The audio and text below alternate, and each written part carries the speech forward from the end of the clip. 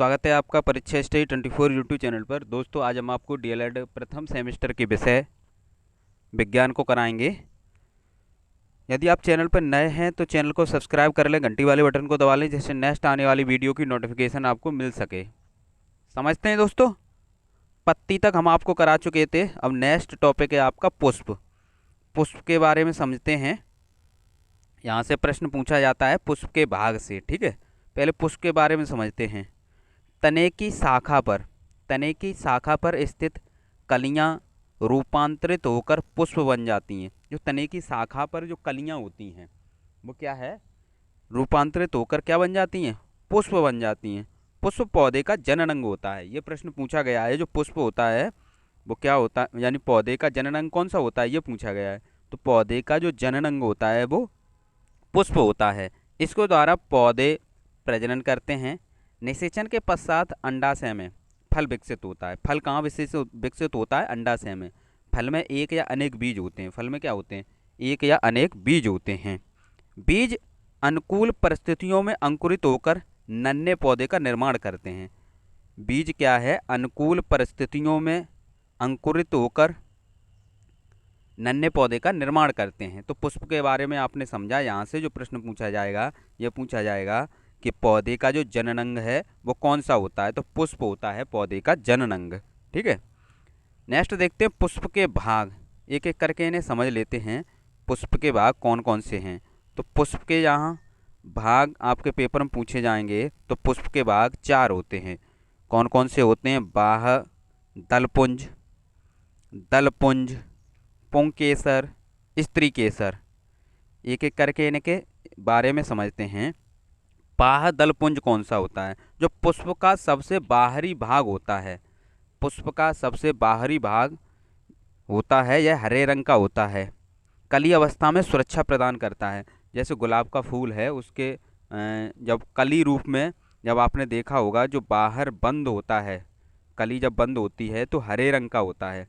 यानी जो कली रूप में क्या करते हैं, ये सुरक्षा प्रदान करते हैं। जब कोई फूल होता है, उसके जो पहली पंखुड़ी जो होती है हरे रंग की, ठीक है, वही क्या है, बाह्य दलपुंज है। दलपुंज क्या है, यह रंगीन होता है।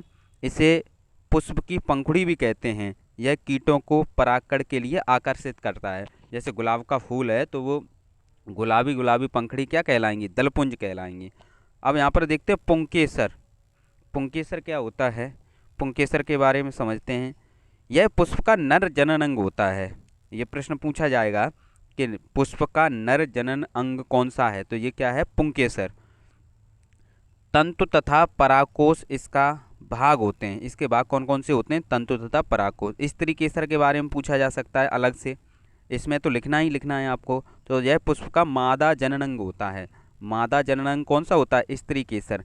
अंडाशय, अंडाशय, अंडाशय, वर्तिका, वर्तिकाग्र इसके भाग होते हैं। तो इस प्रकार आपने पुष्प के भाग समझे।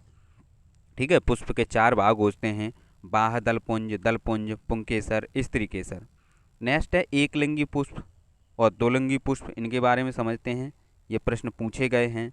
एकलिंगी पुष्प में क्या होता है, जब पुष्प में पुंकेसर अथवा स्त्री केसर में से कोई एक जनन अंग उपस्थित होता है। ठीक है, यानी नर जनन अंग या स्त्री जनन अंग, इन दोनों में से किसी कोई एक होगा। ठीक है, तो ऐसे पुष्प को एकलिंगी पुष्प कहते हैं। जैसे पपीता है, तरबूज है, इनमें क्या होता है, नर यानी या तो किसी पेड़ में पुंकेसर होंगे या किसी पेड़ में स्त्री केसर होंगे। एक जनन अंग होगा, दोनों नहीं होंगे। द्विलिंगी पुष्प कौन से होते हैं, या इन्हें ही उभयलिंगी पुष्प कहते हैं।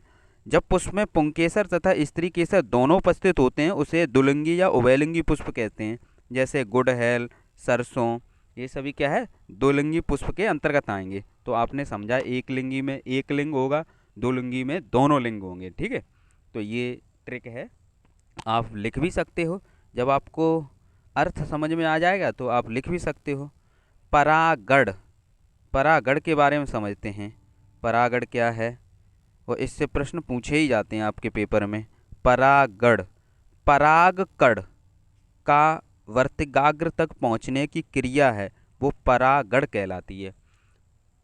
क्या कहलाती है? परागण। यानी परागकण, जो परागकण होते हैं उनका वर्तिकाग्र तक पहुंचने की क्रिया क्या कहलाती है? परागण। और परागण भी दो प्रकार के होते हैं। परागण कितने प्रकार के होते हैं? दो प्रकार के होते हैं। कौन कौन से होते हैं? एक तो स्वपरागण, एक परपरागण। स्वपरागण और परपरागण को समझते हैं। स्वपरागण कौन होता है? जब किसी पुष्प के परागकण उसी पुष्प के वर्तिकाग्र पर गिरते हैं तो यह क्रिया स्वपरागण कहलाती। स्वयं माने स्वयं, किसी दूसरे की जरूरत नहीं, ठीक है। स्वयं माने स्वयं। तो जब किसी पुष्प के परागकण उसी पुष्प के वर्तिकाग्र पर गिरते हैं तो यह क्रिया स्वपरागण कहलाती है। परपरागण, जब किसी पुष्प के परागकण उसी जाति के अन्य पुष्प के वर्तिकाग्र पर गिरते हैं तो यह क्रिया क्या कहलाती है? परपरागण कहलाती है।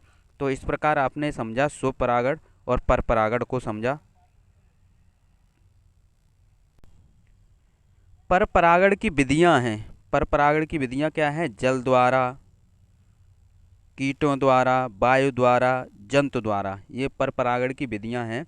और जल द्वारा बेली सनेरिया का पौधा, कीटों द्वारा बेला रात की रानी, वायु द्वारा मक्का, गेहूँ, बाजरा, जंतु द्वारा रेफ्लेसिया। ये पौधे किसके अंतर्गत आते हैं? आपके जल के अंतर्गत ये आएगा, कीटों के अंतर्गत ये, वायु के अंतर्गत ये, और जंतु द्वारा ये परपरागण के अंतर्गत आते हैं।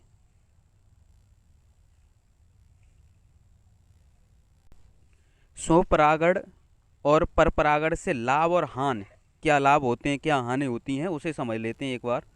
तो स्वपरागण के बारे में समझते हैं। जो स्वपरागण से क्या लाभ होता है? इससे क्या होता है? बीजों में पैतृक गुणों की शुद्धता बनी रहती है। बीजों में क्या होता है? जो पैतृक गुण होते हैं, जो उसके गुण होते हैं, तो उसकी जो शुद्धता है वो बनी रहती है। कीटों को आकर्षण करने की आवश्यकता नहीं होती है, क्योंकि यह स्वपरागण होता है, स्वयं से ही हो रहा है, उसी पेड़ पर ही हो रहा है, किसी दूसरे यानी पेड़ पर नहीं हो रहा है। तो इसमें तीसरा पॉइंट है आपका, स्वपरागण में माध्यम की आवश्यकता नहीं है, किसी माध्यम की आवश्यकता नहीं है। स्वपरागण में परागकण नष्ट नहीं होते हैं। स्वपरागण में जो परागकण होते हैं वो नष्ट नहीं होते हैं। इसी प्रकार आप देखेंगे इससे हानियाँ क्या हैं। जब कुछ लाभ हैं तो कुछ हानियाँ भी होंगी। तो हानियाँ क्या हैं? स्वपरागण से उत्पन्न बीज, जो बीज हैं वो क्या है? हल्के, छोटे और संख्या में कम होते हैं, तथा इन बीजों से उत्पन्न जो पौधे होते हैं वो बहुत कमज़ोर होते हैं। स्वपरागण से बीजों की उन्नतशील जातियाँ प्राप्त नहीं की जा सकती हैं। अब परपरागण में क्या होता है? परपरागण से लाभ समझते हैं। परपरागण से रोग अवरोधक पौधों की जातियाँ तैयार की जाती हैं। यानी रोग, जो नई जातियाँ होंगी या नए पौधे उत्पन्न होंगे, उनमें रोगों को झेलने की क्षमता होगी। परपरागण से उत्पन्न बीज स्वस्थ, बड़े तथा संख्या में अधिक होते हैं। परपरागण से बीजों की उन्नतशील जातियाँ प्राप्त होती हैं। इससे कुछ हानियाँ भी होंगी। क्या हानियाँ हैं? परपरागण माध्यम पर निर्भर होता है। परपरागण बीजों में जात यानी पैतृक गुणों की शुद्धता नहीं रहती है। तो ये छोटा सा टॉपिक था, इसके नोट्स बनाते चलें और वीडियो को अपने दोस्तों में तथा डीएलएड ग्रुपों में शेयर जरूर कर दें। थैंक यू दोस्तों।